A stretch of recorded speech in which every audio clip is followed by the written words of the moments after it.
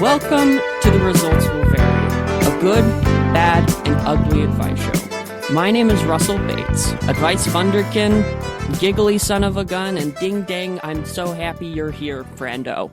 Thank you so much for coming back in. We are in a lovely position in life. I'm doing well. This isn't my therapy session, and these aren't two of my therapists asking for advice out of the deepest insecurities of my heart, and I just use a podcast to use excuse to talk to anybody. No.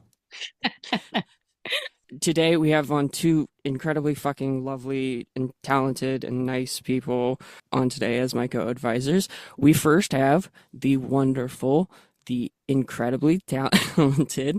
We have the badass mama. We have the badass teacher at the Annoyance Theater that taught me a whole lot of shit and that was super knowledgeable and so fucking cool. We have Natalie Glade. Hi. I love how you almost didn't say that with a straight face. Well, no, okay. And then we have Alec. What's up? No. Thanks for the intro. Alec is a wonderfully talented, incredibly funny person who has nearly made me die a few times with how hard he has made me laugh. But again, thank you two guys so very much for being on. What is the brightest spot in your guys' life? Because I'm staring at a bright spot that is my phone camera, and it is dilating my pupils to a point of retina damage. But what's a bright spot in your guys' life? Ooh, well, right now I'm living with two of my landlords they're really great. They'll let me borrow their car. They make me dinner sometimes. They give me free rent, also known as my mother and father. How did you come upon these people? I just they were the first people I saw, And they just took me in. How long have you been a tenant of them? Oh, it's been 24 years. I moved out for a few years 24 years for college, but planning to move out to the city later, but it costs so much money. Save that money. You gotta do it. Natty, what's the brightest light upon your life? I mean, I guess it's the cheesiest possible thing I could say, but every single time that my kid just does anything, I'm completely smitten. Like today, you mean your tenant, right? My tenant? My gosh. Yeah. For a while, she was so much of a tenant that we were inseparable. Yeah. We've been together a long time, apparently. But no, she's just very sweet and just really incredibly funny in ways that don't feel intentional. Then other times I'm like, no, you're trying. And I'm actually dying of laughter. So can I say equally cheesy thing? Sure. She's your mom. Not that. You're her mom. You're her mom. God damn it, Russell. There's always fucking something here. I love that. Especially because what I heard was cheese your mom. Yeah, but I'll say something cheesy. She's your daughter and you're really funny. So again, guys, thank you so much. My bright spot is usually the sun because it kind of has to be there. It's always been there. It's been my overbearing landlord for about 21 years now, and this is Results Will Vary. And how the show works is that we have 3 different listener submitted questions, and one person will give a good piece of advice to the question giver, one will give a bad piece of advice to the question giver, and one will give an ugly piece of advice, just so we get all the scape and all of the scope of your problem dealt with. Okay, are we doing it? We gonna do it? Yes, sir. All right, let's get on to the first question. For this question, we will have Natalie be giving the good advice, Alec will be giving the bad advice, and I will be giving your ugly advice. Let's get going. Dear Results Will Vary, my roommate and I get along great, but there is one problem. We're in a confined space, and I've noticed a bad smell at times. It comes around only when my roommate's socks are off. His feet stink. How can I resolve this issue? And this comes from Lane in Davenport. Oh, hi, Lane in Davenport. What is some good advice we can give Lane, Natty? this is definitely going to be good advice for somebody who can be as confrontational as I'm capable of being. Otherwise, this will go very poorly for them. But yeah, I mean, Okay. confrontational gets a negative connotation, right? But it doesn't mean confrontational doesn't mean that you're a negative Nancy or someone who's hard to be around. It just means that you're capable of engaging in difficult conversations, right? And this is a difficult conversation. But passive aggressiveness is not a great solution here. So I would suggest if their feet stink, it's just a conversation you need to have. Is it going to destroy your friendship and your capacity to be a good roommate if you never bring this up? Right? Or if you do bring this up, is it going to destroy your friendship and your capacity to be roommates? But I think, honestly, I think comedy always wins here. Be funny about it. Whoa! Oh Okay. my God. Woof! What a stink, bro. Your feet Oh, stink. jeez. You know, and it's Yeah. okay. What did You a have to fucking raccoon measure, die in here? Jeez. exactly. You got to measure what your friendship can handle, and you got to go from there. So I hope that helps you out, Lane. Again, confrontational. I totally get that. But Alec, That's me. Alec, tell us how you really feel. This person, feet smell like a trash dump in the middle of the garbage patch in the ocean. One, you could just ask him, "Hey, can I smell your feet?" and get really close to his feet, and then say, "Hey, these smell bad." And then he'd be like, "Okay." Another one How do is you so approach that situation? How do I you? just ask him, "Hey, this is gonna sound Okay, weird, you but have to be can I smell your confrontational. feet?" It'll make sense in a second. If you say it'll hmm make sense later, it usually gives them some rope to be like, "Okay, I'll go along with it Yeah, for a bit." yeah. My freshman year of college, I was in basically an all guys dorm, the engineering dorm. And so one of my friends I met there, he had a random roommate. He never saw him shower. He also never Oof. threw out any of his monster cans. Like the room Mm. was just littered with monster cans. So what my friend did Does while it was winter, he was looking at his physics test result. He saw I got a C, so he punched the window, and then the window broke. wait? And then he's like, well, hold on a sec. This is Oh helping the my smell. God. Maybe I'll just leave this window open. So you could open a window. Always have it open. By do you have to specifically like Spartan kick it down or It would probably help with your built up anger that his foot smells really bad. It's Oh like, yeah, I think this is a common thing about guys that common things thing just about smell. guys is breaking windows and being smelly? Yeah, I can believe Absolutely. it. Yeah. This is definitely something that comes up a lot. Lane is a dude and they're having a bro talk. They need to have a bro hmm talk and say, "Hey man, can I get in between your your toes can I get just in to there, man? like a pig finding truffles?" hmm You have to find the toe cheese. Oh. I do have one more thing I'd like to point out. That it's more good advice, but when I was in college, one of the things I did is if I had a question I was curious about, I would go to bars and then ask people that question, as many people as I could find. hmm One of my questions was I asked people, if you smelled bad, would you want a stranger to tell you? And I asked, it was over 100 people, and What'd they about say? three-fourths of them said yes, I'd want a stranger to tell me. And if they know each other, like that's an easy one. And the other fourth told you, "I don't know who you are. Stop telling me to sniff you." Yeah, one of the times I was pretty drunk and I accidentally asked the same guy twice and he got really mad the second time. He was like, "What are you trying to say, bro? What are you trying to say?" Are you trying to smell my feet? That's like when you Because ask that somebody usually if they costs want money. gum and then they go, is my breath stinking? It's like, no, I have gum. I'm being polite. Yeah. Oh yeah, I remember after that night I woke up with gum in my pocket. I'm like, this isn't mine. Did somebody just Some sort of Sorry. transaction happened. That's so random. You had gum in your pocket? Wait, this Yeah, is it was from the very. bathroom because they'll like hand out like cologne and stuff. I presume that's what it was, but I This is didn't know for important. like 3 days. This is important. Was it a chewed piece of gum or just a packet of gum? I was it was It was like a stick of something you gum. put under a One of cafeteria them, desk in the inside of your pocket. Alec is just but grabbing random gum and that's already been yeah, pre-chewed and putting it in his pockets. Yeah. one of the sticks was just raw. No wrapper on it. You That's didn't even that's cook your different. gum? You had raw gum? I usually have to All throw mine gum. on a skillet before I have it. It's just out there. Don't you get sick with that?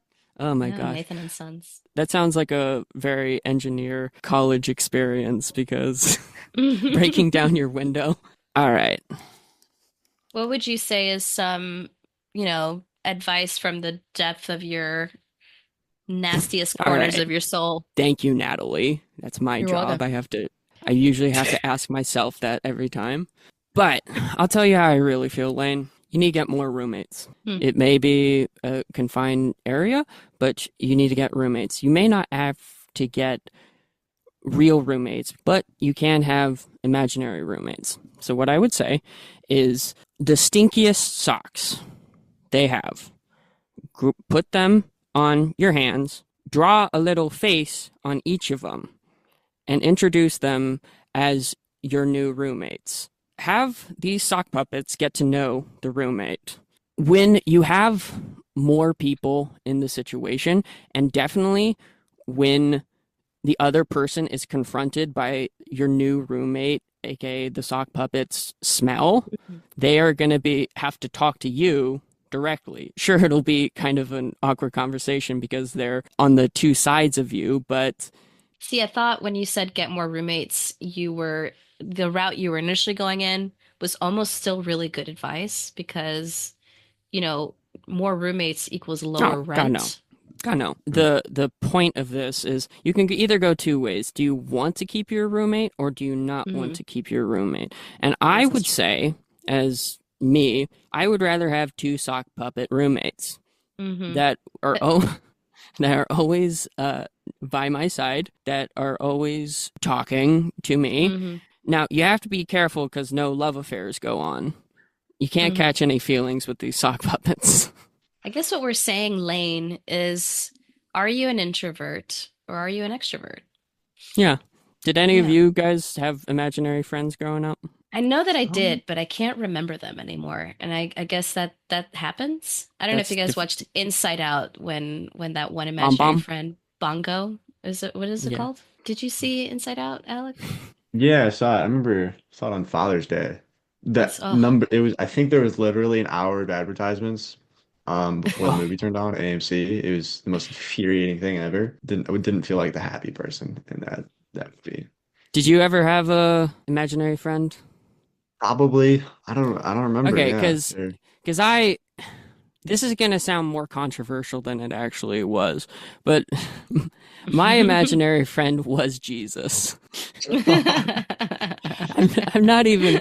I didn't grow up religious. We grew up like a little religious, and then my mom fell out of her religion, and my dad's a scientist, so he was never really in it. But I remember specifically during those times where we were going to church, Jesus was like a cool skater, and he would like I would picture him as like my buddy and my pal, which I guess is the intention that they're going hmm for. But I remember there was one time I was in a really bad mood or was like really depressed or something. And Jesus, oh my God, I sound insane. My imaginary friend Jesus was like, get a hold of yourself. Get a hold of yourself, Russell. This isn't that bad. Get a hold of yourself. And for some reason, in my imagination, he smacked me at that moment to get myself together. And I Wait, Wow, was like, Jesus oh, smacked. Jesus smacked me that's amazing. to put in there. So that's my religious experience. Wow. But we should be getting on to the next one. For this next question, we Hmm. will have me giving the good advice, Natty giving the bad advice, and Alec giving the ugly advice. Copy that. Dear results will vary. I have a problem with my screen time. I notice I always scroll through my phone first thing in the morning. Throughout the day, I'll instinctively go to my phone and doom scroll when I know I have better things to do. How can I break this bad habit and wane off my screen time? And that comes from Tyler in Missoula. Oh, Mm. this is fun. Can we relate to this? Because I'm it's not to brag or anything, but I'm usually pretty good with my phone. ooh, Uh, okay. nice humble brag. I like that. I'll get Yeah, on my knees I for you don't have now. anything Like, on my phone though. I like no games. I don't even have a browser on my phone most of the time. oh my What do you have goodness. it for? Phone calls, messages, emails, and like authentication codes for work. The Well, worst part of having a phone is that there is too much about it. mm-hmm. Because as you first said, it's a communication device. It's my TV. It's my watch. It's my place I play games. It's like almost too much in a bad way. I guess I would say to Tyler is to realize that these sort of social media apps, like Snapchat, Instagram, Twitter, the way a person put it, blanking on his name, but he wrote the book "You Are Not a Gadget."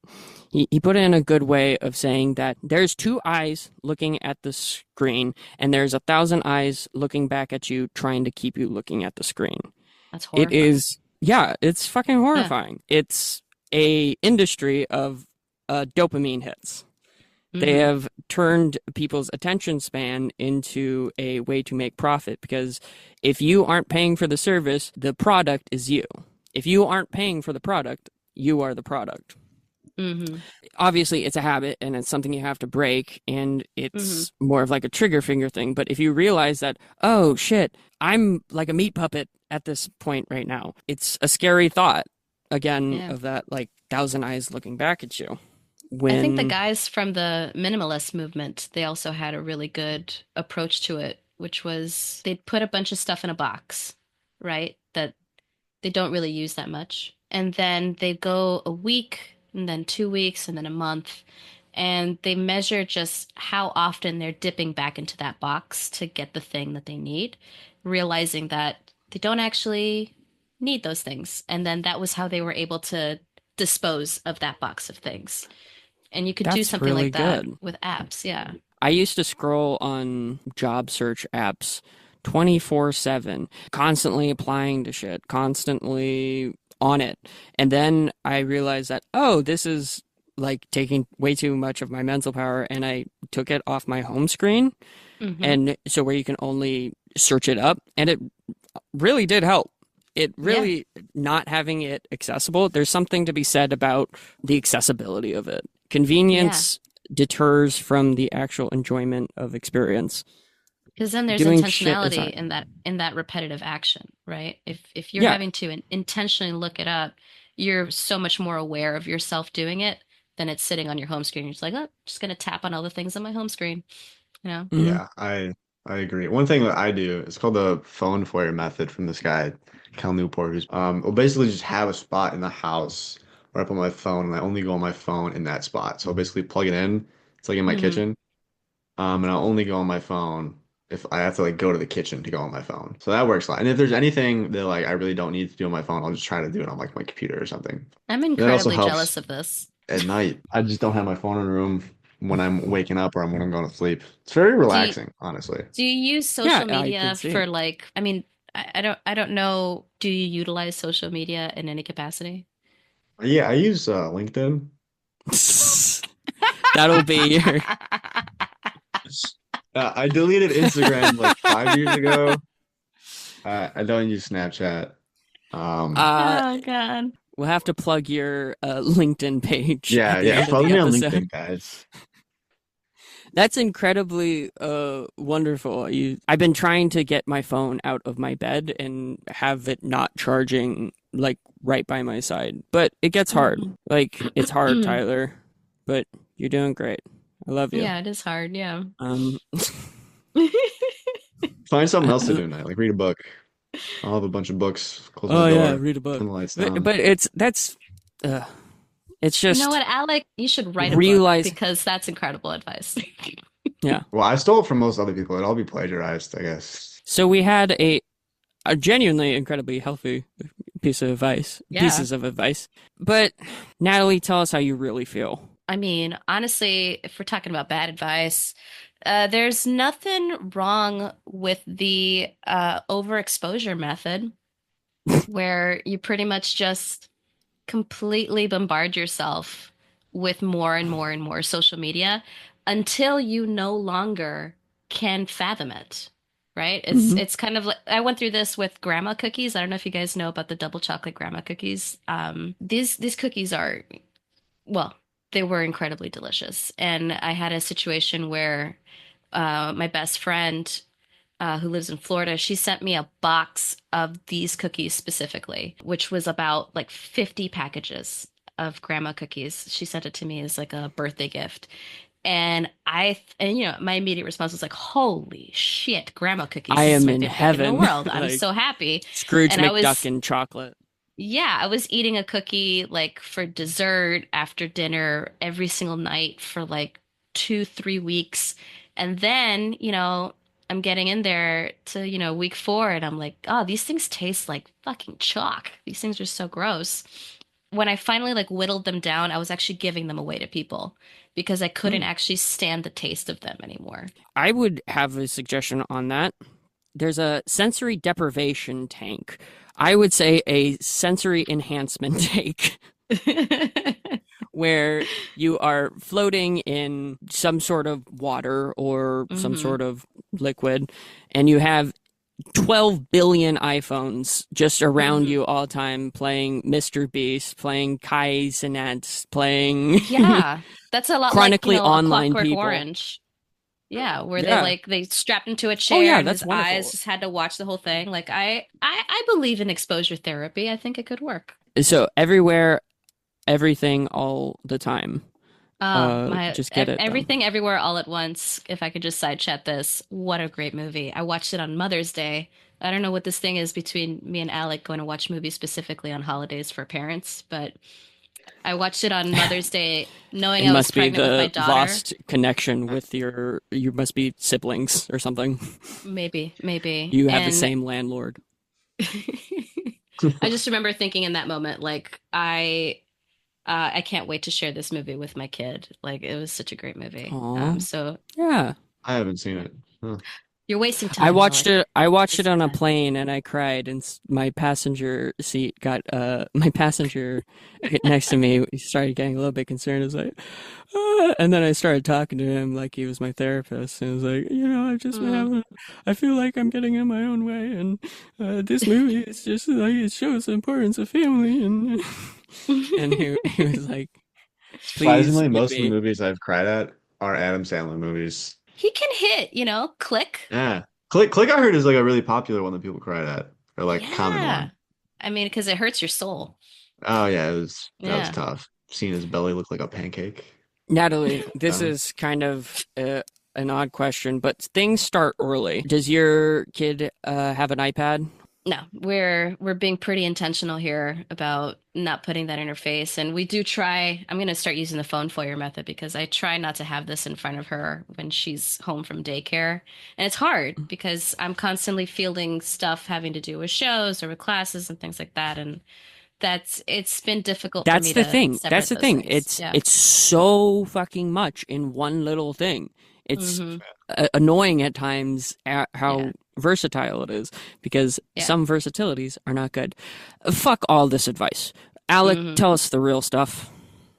oh, so what popped in my head after thinking about it for a bit was actually advice from a TED Talk. You might think, how is this going to be ugly advice? It's from a TED Talk. It's named after a teddy bear. How can this be? How can this be an ugly advice, Alec? So, It's named after a teddy bear. yeah, You I don't remember the guy's name who gave the talk or the name of the talk. So sorry about that. fun. And he could not say they didn't let him say the method like out loud. He had to like imply it.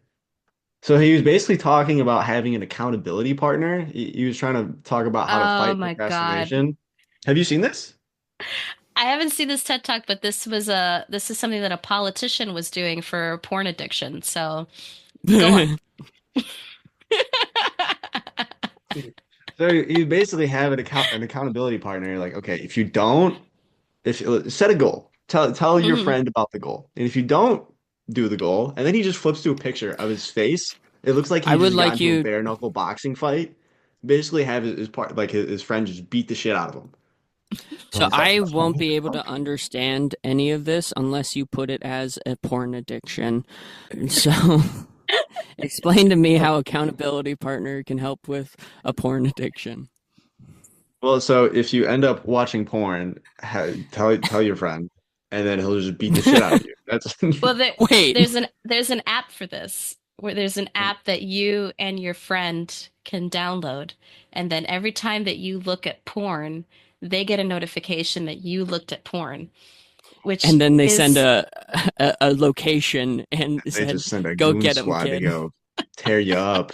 Apparently, he said there's like a community of this. Like I think he mentioned some guy like cut off his pinky finger or something.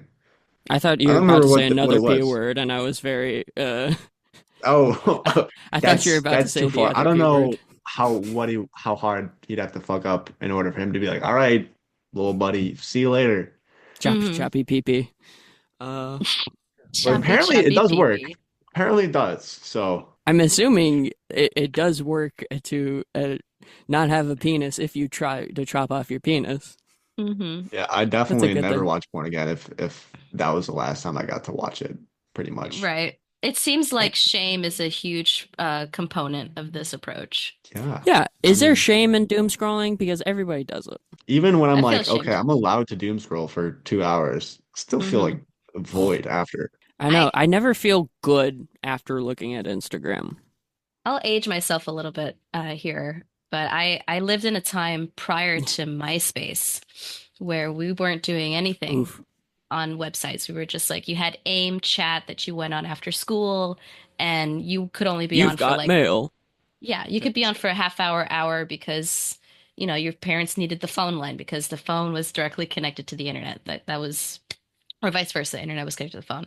So remembering that there was a time, I always think to myself when I'm feeling really shitty, it's like, what the fuck was I doing before social media? Everything. I was productive and You just were getting a things productive done. child. And I wasn't thinking Yeah. about, what did somebody post and I need to see more videos of hooves being, uh, what's the word of, what do they call them? Oh, yeah, Feathers. those or like The, beekeeping videos.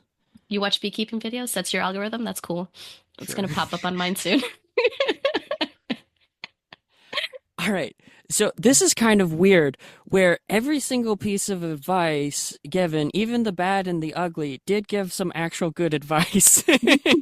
Usually, I tell people to not take any of the advice, but well, you don't chop off any sort of Yeah, extremities.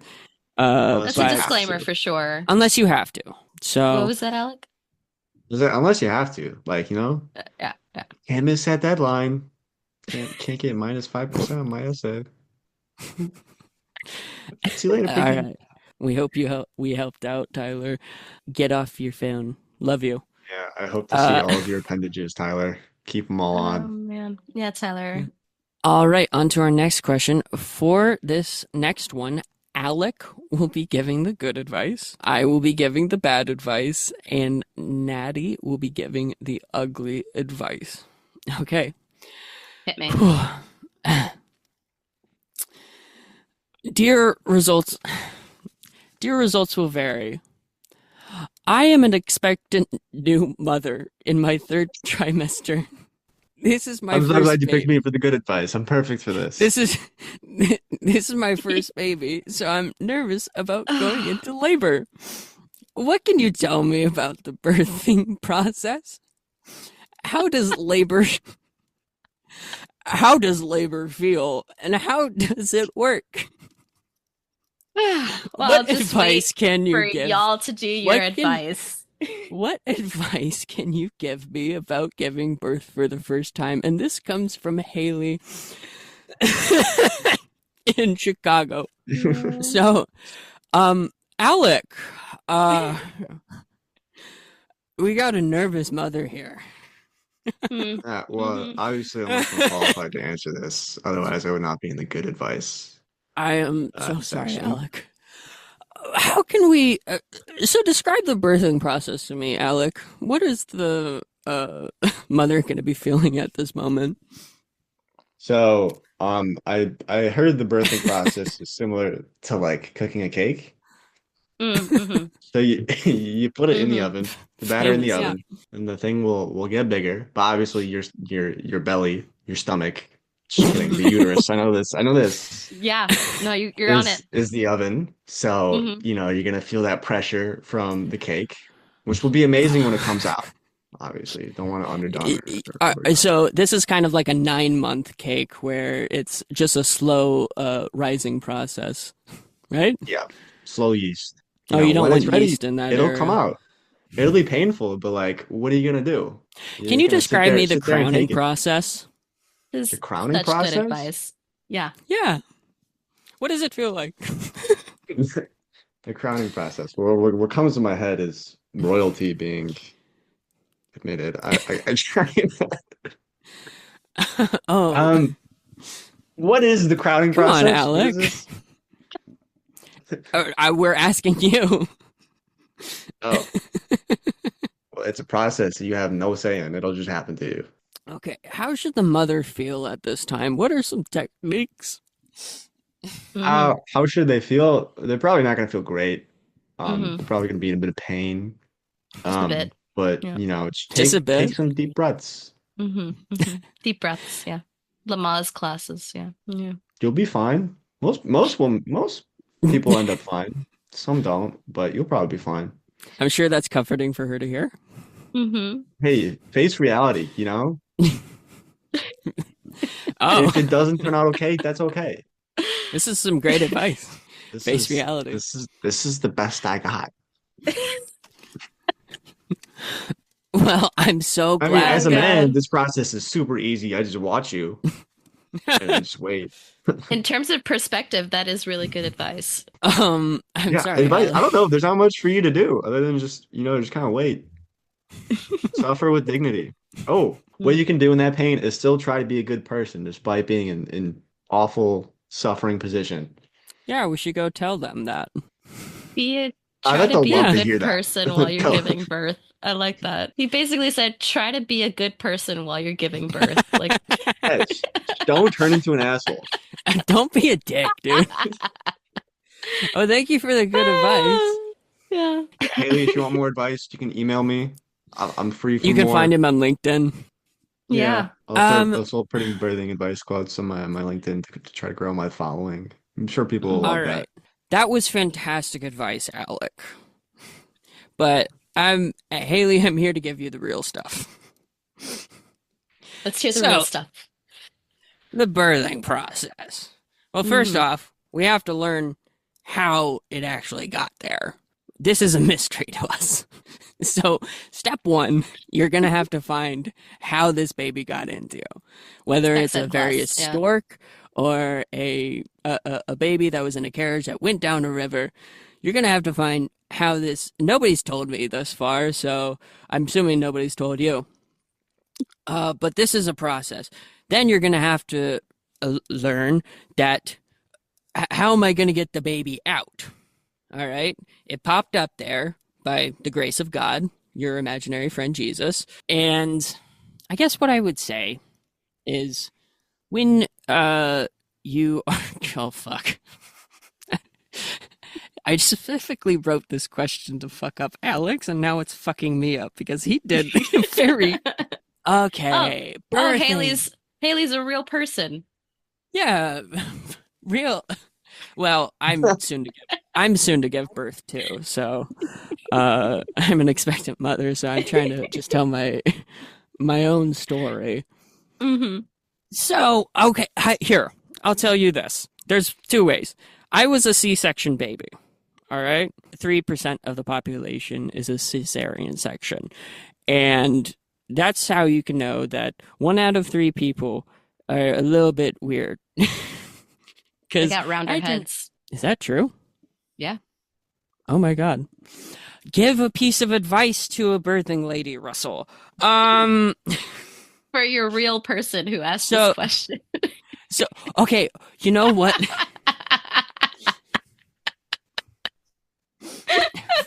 In my hubris, I've flown too close to the sun and I've gotten my wax wings. You know what? So, like, The baby doesn't have any nutrients up there. So when we're saying pie in the oven, we need to go to straight to the source. You need to stick a full pie.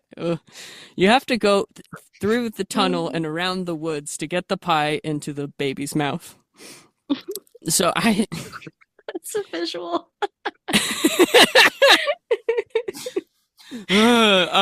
yeah, so I guess first start off with just sugar. You have to bring in the ingredients, and maybe the baby will bake its own cake. Oh. I would say with the crowning process, you shouldn't be calm. You should actively be a violent participant. If anyone gets near you, even the baby, even the baby, if anything gets near to you, you have to slap them around like Jesus slapped me in my bed all those years ago. You have to say, get a hold of yourself. I also think you need to have an active birth, so do it while standing. Do it while standing. Yeah, that works. Maybe that's a real thing. That could be a real thing. Also, oh God, Jesus. Does anyone else have any bad advice? I'm on my knees here, guys. No, literally. Don't do it on your knees. Yeah. Actually, you could. Well, if you ever give birth on your belly, as soon as the baby comes out, you actually pop up. It's like a little balloon. Yeah. You go. No, you could be in a squat situation, or you could be on hands and knees. And Well, you're not Natalie. You're like a Natalie, dog. I'm sorry, you can't be giving good advice. My This is an No. us deal. All right. What an interesting predicament I find myself in today. Thank you for complying. I'll be honest, it's quite offensive that you think. No, I'm joking. Absolutely. Yeah. What do you know about birthing now? Yeah. What do you know about birthing that we don't know already? Tell us how you really feel, Natalie. Are we getting into my thing? I think there's nothing uglier than the truth. Haley, using quotes there. All right. Uh-huh. You want the truth? The real truth? What advice can you give me about giving birth for the first time? Okay. You know how you get to make a birthing plan and you get to write down all the things that you want to happen, that you want the doctor to follow, that you want the nursing staff to follow. It's a very comprehensive, yes, optimistic plan that you write down. You can expect that none of that will happen. You can expect that none of that will be respected. Nobody is going to, what they're going to do is they're going to say, oh, how sweet. Oh, how cute. Look at you with your little birthing plan. We're not going to do this. For example, you could say that you don't want any cervical checks. And for those listeners out there who don't know what cervical checks are, yes, cervical let me explain checks. that. I forgot about cervical checks. Cervical checks. Which bank do you go? Are those accepted at? Cervical checks? Is it direct deposit? They're accepted at all vaginal entries as long as it's consented. But in most cases, here's the kicker about cervical checks. You have to consent to the cervical check that you don't want to get. That's A. All right? B hurts like a bitch. They stick like 2 fingers up the entire vaginal canal. And what they don't tell you about being pregnant is that fingering yourself when you're pregnant feels very different than fingering yourself when you're not. Explaining that, okay? It's exactly that. I knew that. Yeah. Okay, I'm is glad it like a bowling ball in there? Advice, Alec. There's just so much pressure in there. So putting that up there at a time where you're experiencing contractions and cervical pain, having somebody touch you up there feels fucking awful. So you can expect that, Haley. Is it kind of like making yourself throw up? You have to stick your finger in your mouth and like, bleh. Yeah, but from the vagina. Yeah. Okay. That's can you tell me how the birthing process I love works? thinking about that. The birthing process is entirely dependent on your team. Do you have a doula? Do you have midwives? Do you have an OBGYN? These 3 different people, by the way, the doula is not certified to help you give birth. They're just there to advocate for you to give birth. They're just there to go, Good job. You are doing it.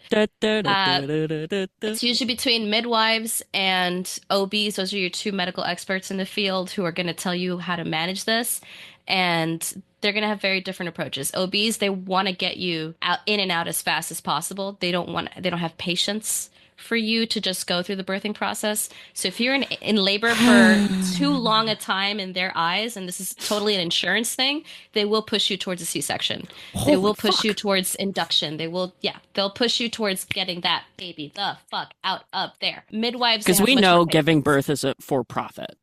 Yes, Yeah. it is.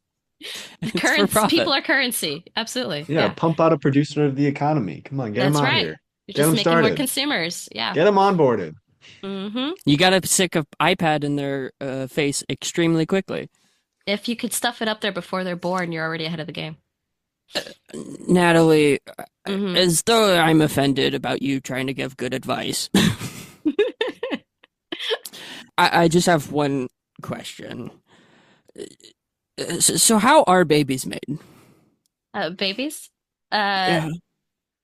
Well, to be honest, because Haley needs to know. To be honest, I don't know. What?